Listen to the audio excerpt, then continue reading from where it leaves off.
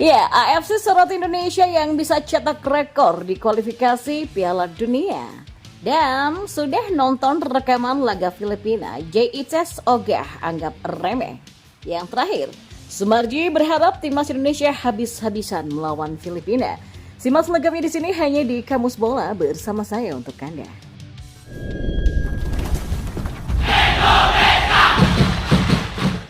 Ya, langkah timnas Indonesia pada babak kedua kualifikasi Piala Dunia 2026 mendapatkan sorotan Konfederasi Sepak Bola Asia atau AFC.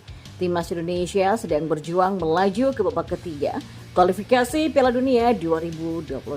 Jika bisa menjaga posisi tetap di peringkat kedua grup F, maka Indonesia akan menorehkan rekor. AFC memasukkan Indonesia ke dalam catatan soal negara-negara yang sedang mengejar sejarah. 5 tim akan mencoba melaju ke babak ketiga kualifikasi Piala Dunia untuk kali pertama, India dan Afghanistan ya. Kirgistan dan Malaysia di grup D dan Indonesia di grup F. Ya, meskipun Indonesia yang dulu bernama Hindia Belanda pernah bermain di Piala Dunia di tahun 1938, mereka belum pernah masuk di babak ketiga kualifikasi dalam format yang berlaku sekarang, tulis AFC. Dalam format 3 babak dalam kualifikasi Piala Dunia, Indonesia kerap tumbang pada babak pertama. Langkah terjauh yang pernah dicapai Indonesia adalah menembus babak kedua, seperti pada tahun 1986 dan di tahun ini. Seandainya Indonesia bisa melaju ke babak ketiga, maka dipastikan Asdawi Mangku Alam dan kawan-kawan akan bertemu dengan negara-negara kuat seperti Australia, Korea Selatan, Jepang, Arab Saudi, Iran, Qatar, dan Uni Emirat Arab. Ya, babak ketiga kualifikasi Piala Dunia 2026 menjadi ajang seleksi terakhir bagi negara-negara Asia yang memburu tiket ke pesta sepak bola 2 tahun mendatang. Pemenang dan runner-up dari 3 grup pada babak ketiga akan langsung mendapatkan tiket ke Kanada, Amerika Serikat, atau Meksiko selaku penyelenggara Piala Dunia 2026. Sementara 6 negara penghuni peringkat ketiga dan keempat di 3 grup akan memperebutkan 2 jatah sisa. Indonesia saat ini menempati peringkat kedua di grup F dengan 7 poin. Posisi Indonesia dibayangi oleh Vietnam yang mengumpulkan 6 poin. Ada kasus Sinteyong harus mengantongi 3 poin ketika melawan Filipina demi memastikan langkah ke babak ketiga secara mandiri. Seandainya Indonesia seri, maka harus berharap Vietnam seri atau kalah ketika melawan Irak. Sementara jika Indonesia kalah dari Filipina, maka Vietnam harus kalah dari Irak. Sementara itu, bek timnas Indonesia JICS sudah memantau rekaman pertandingan Filipina dan menilai di Askal tidak layak diremehkan. Filipina bisa menjadi kerikil yang menyandung dan menyakitkan bagi timnas Indonesia. Negara yang dulu menjadi bulan-bulanan di area ASEAN dalam 1,5 dekade terakhir mencoba untuk bangkit. Jurus naturalisasi Filipina terus menjadi andalan di Askal dan dalam terakhir kemarin Filipina kalah dari Vietnam. Hasil pertandingan tak bisa menjadi acuan satu-satunya karena permainan sang calon lawan menurut JICS tidak pantas dipandang sebelah mata. Saya menonton pertandingan mereka melawan Vietnam. Mereka mencetak banyak peluang dan kami tidak boleh meremehkannya. Mereka punya beberapa pemain bagus dan permainannya juga baik, kata J. Ya, timnas Indonesia bermain imbang 1-1 dengan Filipina di leg pertama di Manila pada November 2023. Ketika itu JICS belum bermain membela merah putih. Pemain Venesia ini baru mengenakan jersey berlambang Garuda di dada pada laga melawan Vietnam di Maret 2024. Dan sama seperti timnas Indonesia yang kedatangan J, Ragnar Ratmangun, Tom Hei, Nathan Choaon, dan juga Kelvin Verdong sebagai pemain anyar, Filipina juga sudah menggait pemain-pemain keturunan yang langsung memiliki peran penting seperti Adrian Ugelvik, Scott Wood, Michael Baldisimo, Mark Swenson, Zico Belli, dan juga Dylan Demuchungs dan juga Alex Moniz. Di sisi lain, Ketua Badan Tim Nasional atau BTN Sumarji menyadari timnas Indonesia memang bakal menjalani laga berat untuk bisa lolos ke putaran ketiga kualifikasi Piala Dunia 2026 zona Asia. Ia pun berharap skuad Garuda tampil habis-habisan ketika menghadapi timnas Filipina. Ya, timnas Indonesia dan timnas Vietnam bakal menjalani laga penentuan untuk menemani timnas Irak melaju ke putaran ketiga.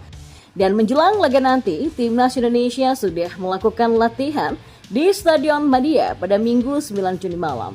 Dipimpin langsung oleh Sinteyong, mereka tampak mempersiapkan taktik untuk bisa meraih hasil yang positif di depan penggemar sendiri.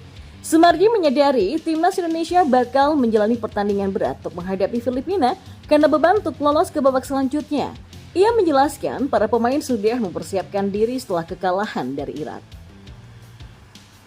Ya, lawan Filipina itu adalah benar-benar perjuangan yang berat bagi para pemain kita ya, karena terbebani harus lolos.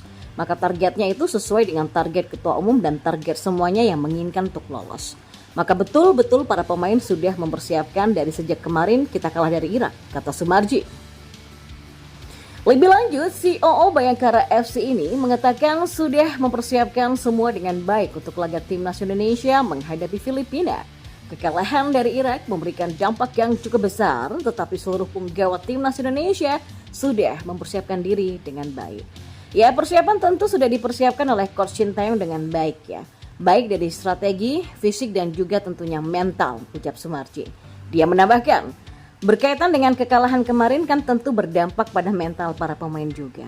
Tapi beberapa hari sudah sama-sama dipersiapkan dengan baik. Pak Ketua Umum juga sudah memotivasi khusus para pemain sehingga dengan motivasi yang cukup baik dari semuanya. Tentu harapan dari semuanya para pemain akan all out, ujarnya. Sejatinya timnas Indonesia sudah dipastikan lolos ke putaran ketiga jika bisa mendapatkan kemenangan di pertandingan kelima grup F. Sayangnya mereka menelan kekalahan 0-2 dari Irak sehingga harus menentukan nasibnya ketika berhadapan dengan Filipina esok. Pelatih timnas Indonesia Sintayong harus segera berbenah usai kekalahan dari Irak. Rotasi pemain menjadi sesuatu yang bisa dilakukan. Beberapa pemain yang main di babak kedua ketika melawan Irak atau bahkan tidak dimainkan sama sekali bisa diberikan kesempatan. Siapa sajakah mereka? Yang pertama, Asnawi Mangku Alam. Asnawi diturunkan pada menit ke-65 ketika menghadapi Irak. Ia masuk bersama Pratama Arhan dan Ivar Jenner untuk menggantikan Sandy Wells, Tom Haye, serta Shani Patinama. Yang kedua ada Kelvin Verdong. Kelvin menjadi nama berikutnya yang ada di daftar ini. Saat timnas Indonesia menghadapi Irak, ia belum masuk DSP. Namun setelah proses perpindahan federasinya selesai, Kelvin dipastikan tersedia ketika melawan Filipina nanti. Pemain NEC Nijmegen ini layak untuk diberikan kesempatan debut. Kelvin tidak hanya menghadirkan warna baru di sektor kiri timnas Indonesia, tapi bisa diandalkan ketika mendapatkan tendangan bebas. Lalu yang ketiga ada Egy Maulana Fikri. Ya, Sintayong baru memainkan Egy Maulana Fikri pada menit ke-89 di pertandingan kontra Irak. Ia dimasukkan untuk menggantikan Marcelino Ferdinand. Tapi meski hanya bermain sebentar, Egy nyatanya berhasil memberikan perubahan.